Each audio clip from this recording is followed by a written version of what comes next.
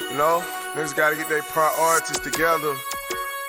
Got their mind on the wrong things, spending their money in the wrong way. Trapaholics, real trap shit. Say you need that car with the rims and that charm, just like Jim. It's more than life. Yeah. I'm telling you.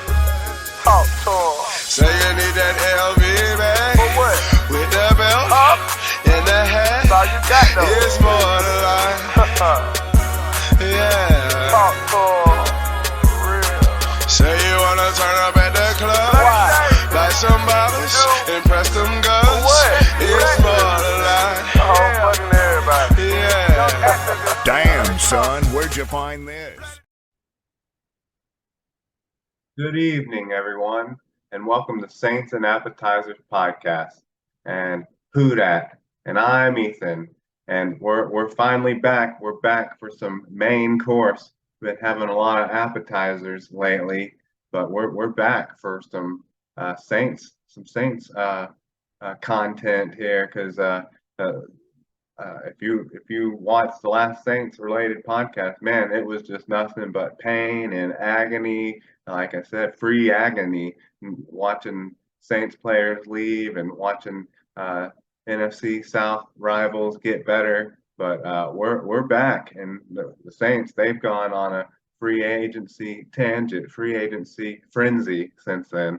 And if the Saints fans out there didn't watch any of the appetizers, well, I kept the mustache at least one more pod so they could bask in its glory.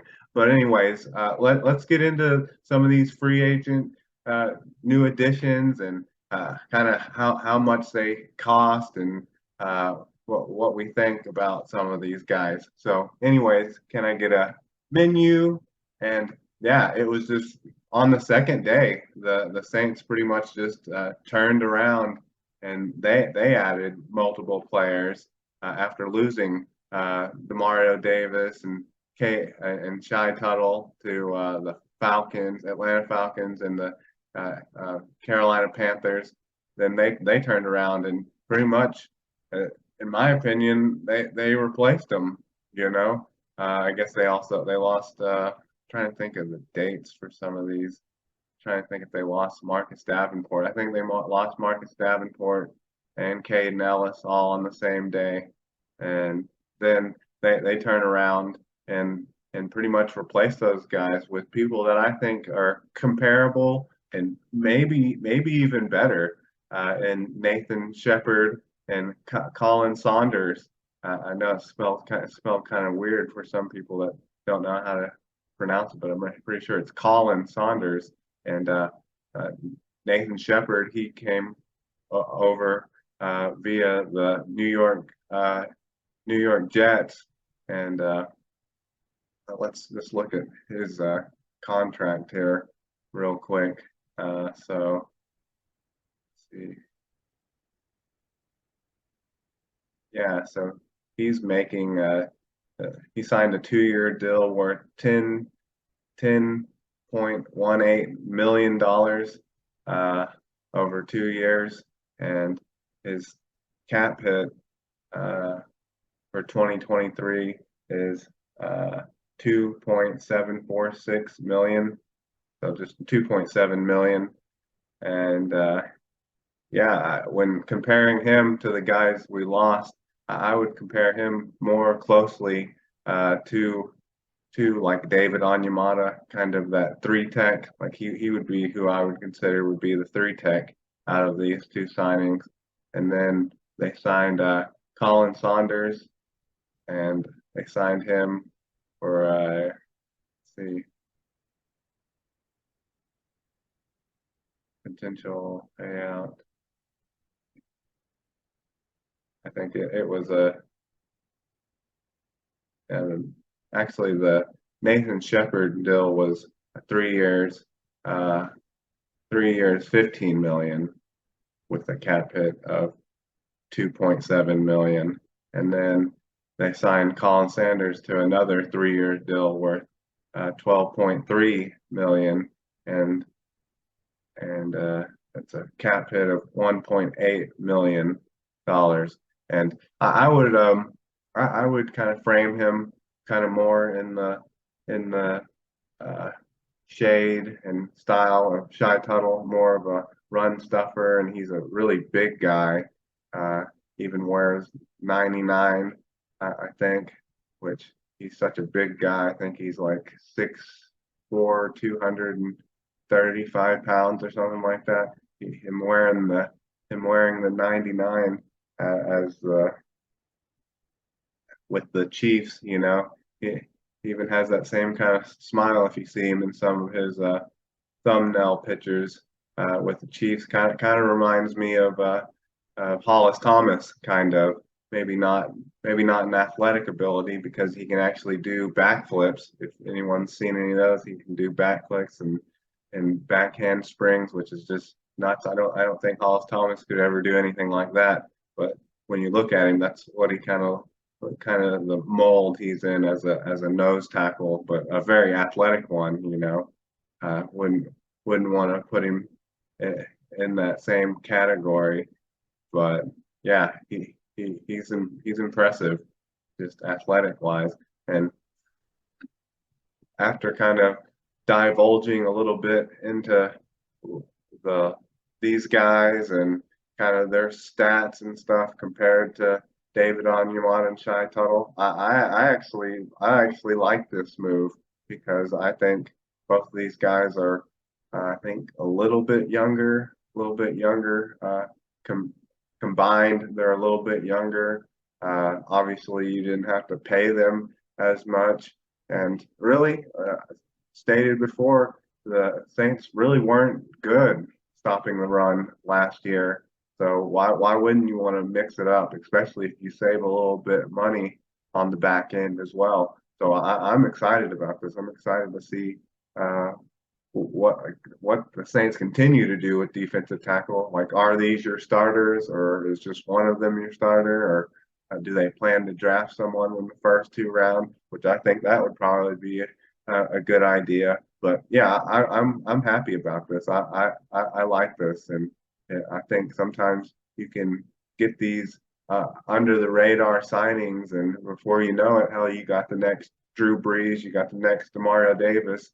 So who knows? And especially with Nathan Shepard coming over from the New York Jets, just like Demario Davis, you never know. And their stats were comparable as well. The only thing that really wasn't comparable was, I guess, the pass rush. I think the most any one of these guys that had in sacks was about 2.5, and I think David Onyemata had like 6 sacks last year. So maybe they don't represent and don't have that same kind of pass rush as David Onyemata that you lose there a little bit. But that really wasn't the problem last year with their defensive tackle. It was stopping the run, getting gashed in some of those games. But yeah, I like that. I like the signing of these guys, these 2 guys, Nathan Shepard and Colin Saunders. And then trying to think if it was the next day, maybe they signed let's see, they signed Jamal Williams. They signed Jamal Williams like maybe the next day or the day after that, and that is a signing, a signing that I think is going to be big for them.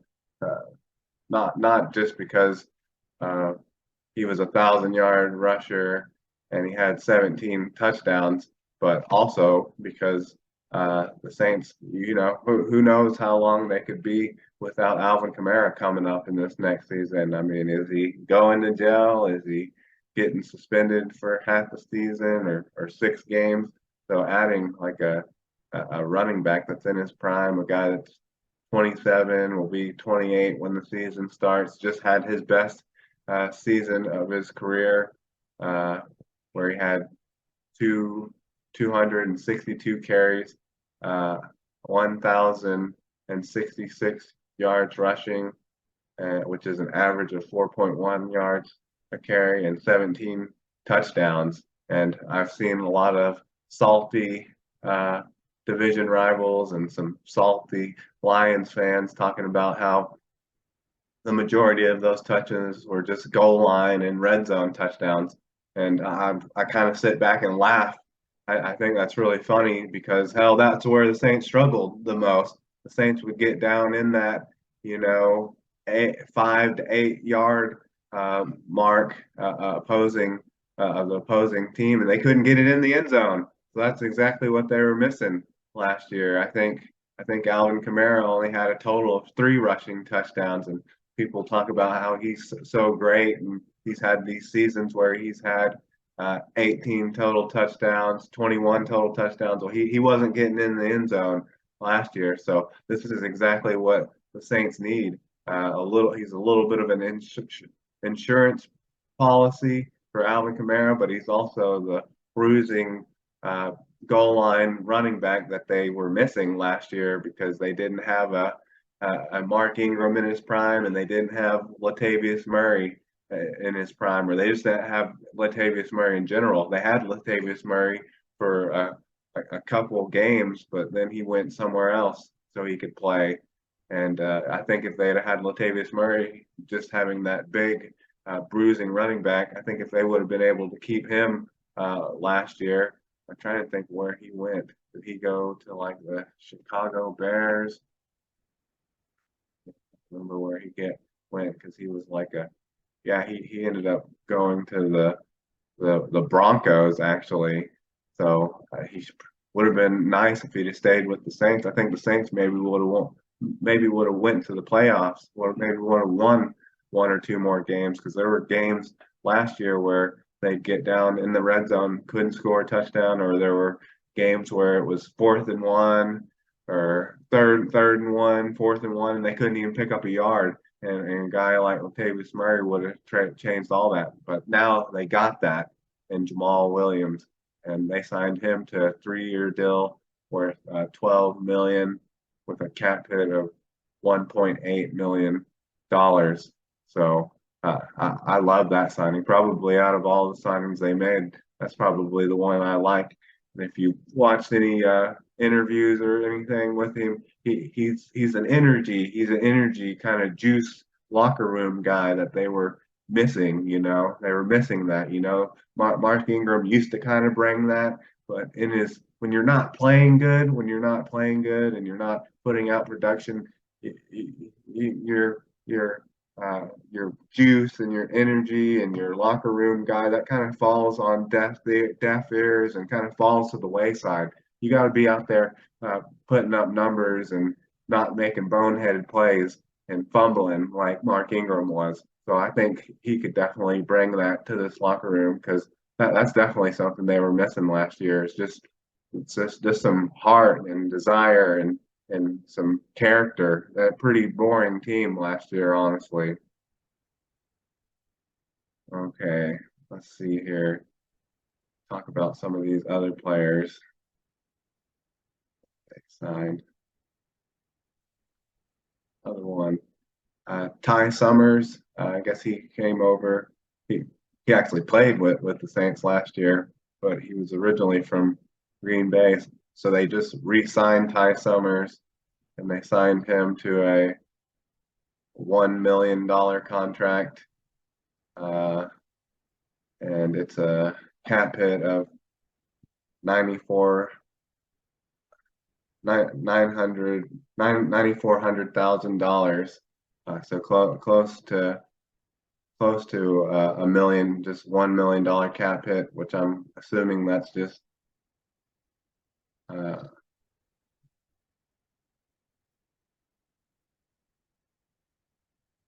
that's $940,000, and guessing that's just close to like a veteran minimum. And he's just when he played for them last year, I think he's just kind of a special teams type of player. He's 27 years old, so he's kind of similar to the age of Caden Ellis, but I don't think he's anywhere near the same player. And then let's see, these were all like signings that happened on on Monday and Tuesday, but there's no real numbers for what they're gonna make, but maybe just for the year. I think all these are just like 1 year signings. They signed Jonathan Abrams to a 1 year deal. They re-signed Malcolm Roach, which I like that. I think that's a good thing because he's still relatively young, only be 25 when the season starts. So he may just be reaching his potential. So that really helps with the depth at defensive tackle. And then they signed Lonnie Johnson, safety, corner. Lonnie Johnson, he comes over from Tennessee. And I think that was a 1 year deal. And then Storm Norton, which is a offensive tackle, coming over from the Los Angeles Chargers to a 1 year deal. And I think most of those, besides maybe the Malcolm Roach deal, are probably all just 1 year, 1 year deals. And let's give my thought kind of on some of these guys. So Jonathan Abrams, like I kind of know quite a bit about the Oakland Raiders, the Las Vegas Raiders. I think when he first got drafted there, they may have still been the Oakland Raiders, but he's just that classic box safety. He compiles a lot of sacks, or not sacks, but compiles a lot of tackles when healthy. That's the thing. He hits so hard. He lays people out so hard sometimes when he was a Raider, at least, that he'd hurt himself. That's a lot of times when he would get hurt. He'd hurt his shoulder hitting people so hard, or he'd get a concussion when he hitting people so hard. So when he was a first-round pick of the Raiders, so I mean he has the potential to be that good, like strong safety. He's definitely a strong safety because he struggles in pass coverage. So I wouldn't expect to see him be a starter. I've seen some people say that maybe he could be a slot defender. Like I wouldn't want him doing any of that.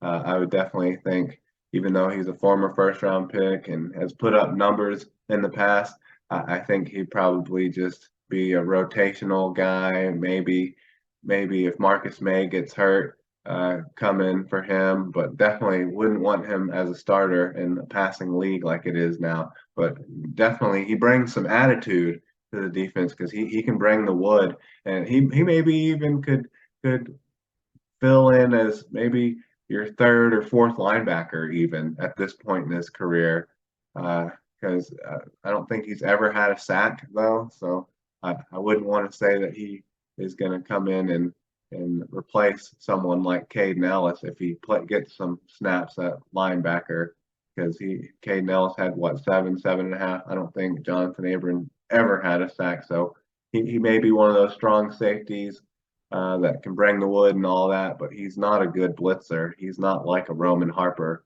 He's pretty kind of like Roman Harper, but without the blitzing ability.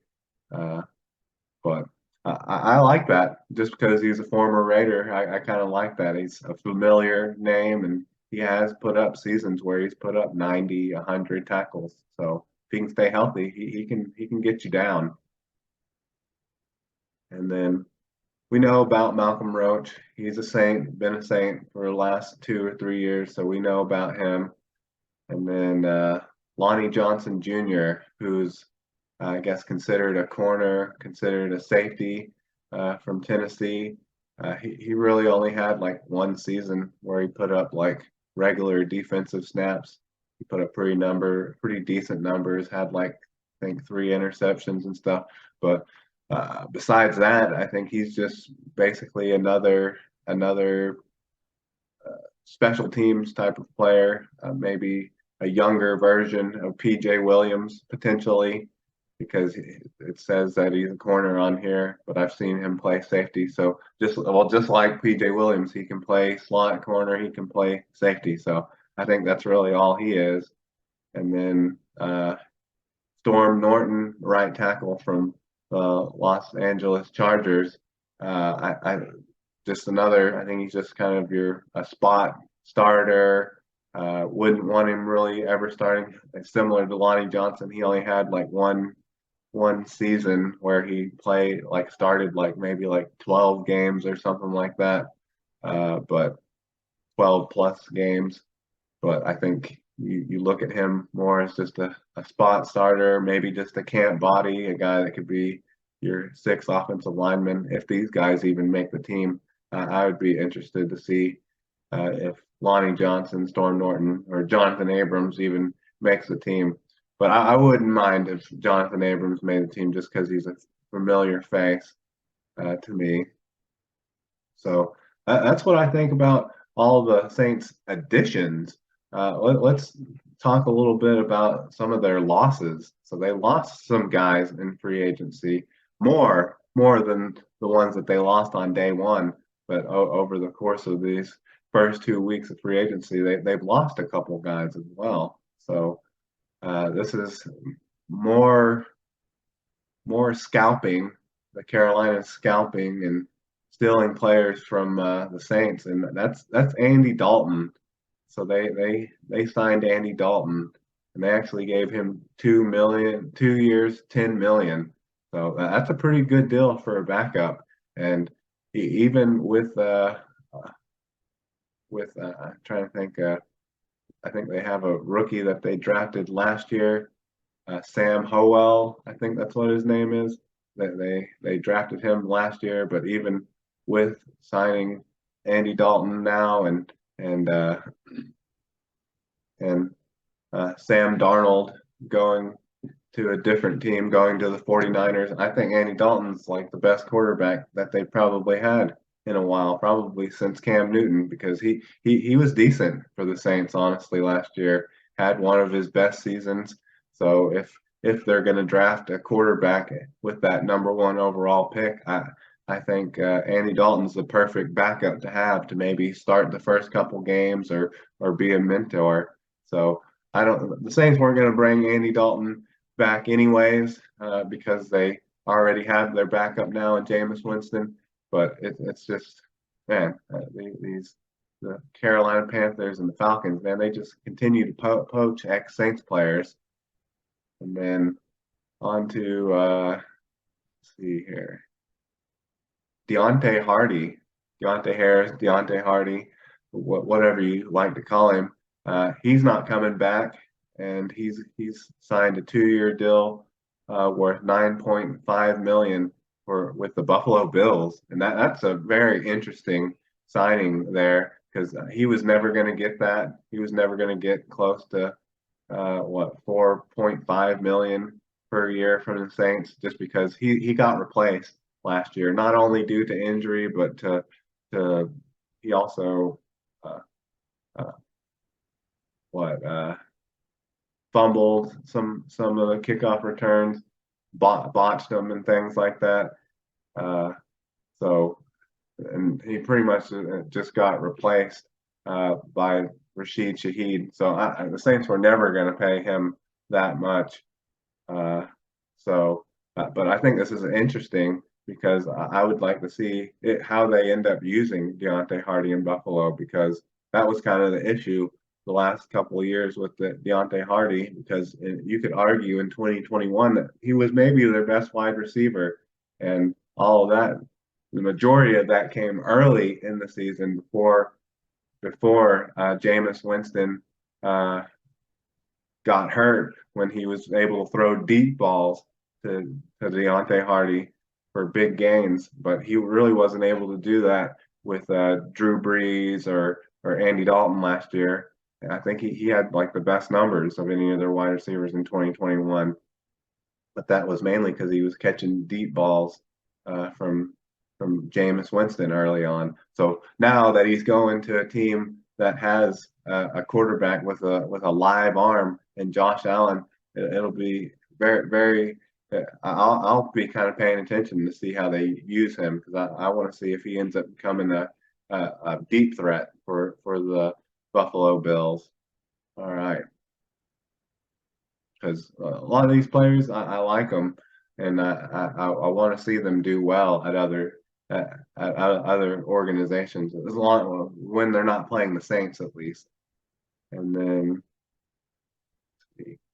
we have Justin Evans, another New Orleans player going to kind of laugh at this because he's going to Philadelphia, so he's another safety from just like last year we had a safety and C.J. Gardner-Johnson go to Philadelphia and have a great year, and then we have Justin Evans now go from New Orleans to Philadelphia, but he's not. I don't think he's any caliber in the same caliber as C.J. Gardner-Johnson, and there's no numbers on what he's getting paid yet.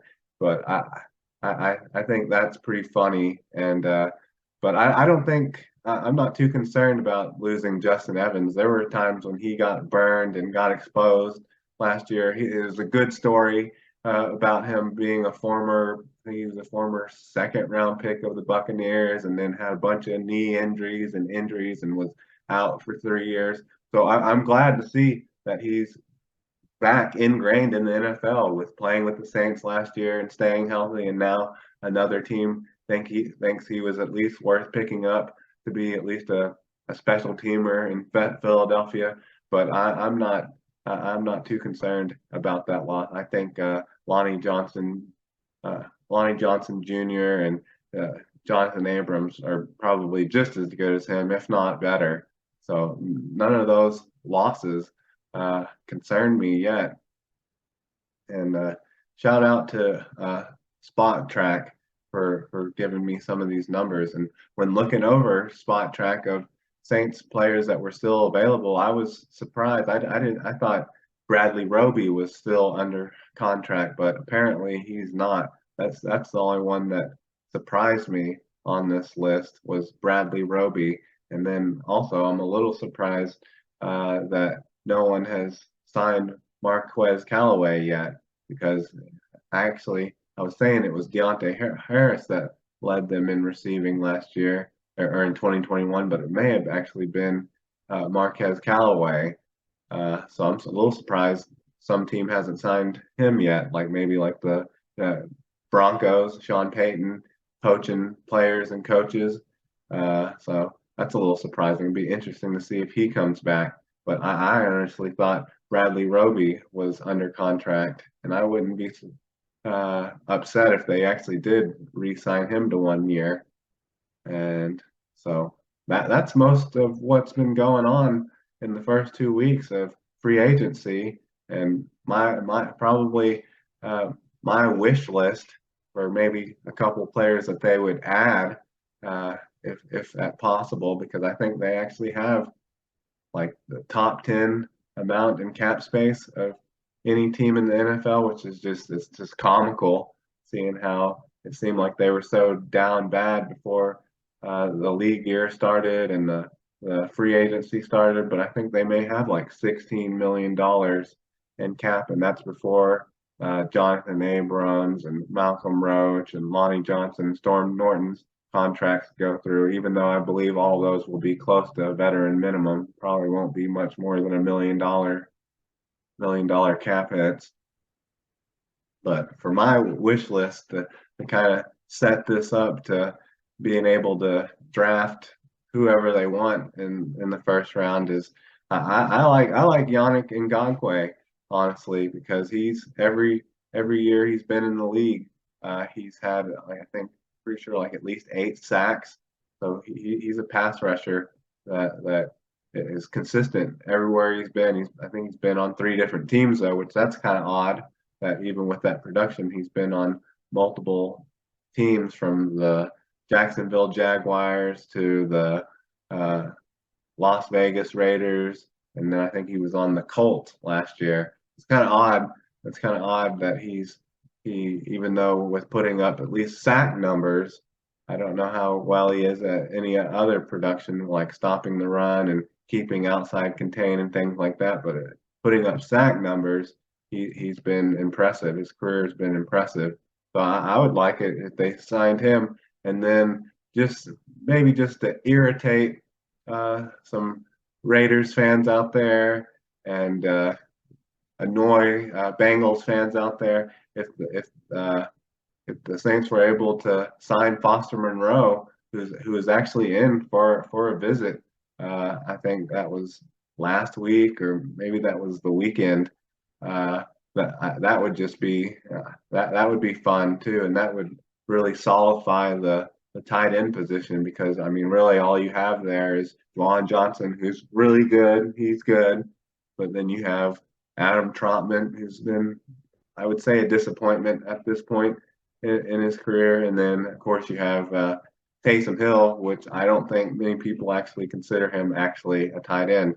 So, yeah, that would bring a lot of depth to the team, and you would also get your pass rusher, just a straight up pass rusher in Yannick Ngakoue. The only thing that leads me to believe that they probably won't add him is because he doesn't really fit the Saints mold of those big, athletic, tall, 260 plus pound defensive ends like they have with Cameron Jordan, did have with Marcus Davenport, have with Peyton Turner, because he's only about 6'2", 245 pounds, 250 pounds. So that's what leads me to believe that one probably won't happen. But just going off of numbers, I would say he's still the youngest, most productive edge rusher left on free agency. So I would love it if they could add a Yannick Ngakoue and Foster Monroe, because that would leave them open to draft anything with their first 2 picks. And I think they probably need, if anything, is probably some offensive line help. But anyways, I think that's the first wave for me for the free agent frenzy. But I think that's all I have for you. So can I get a check, please?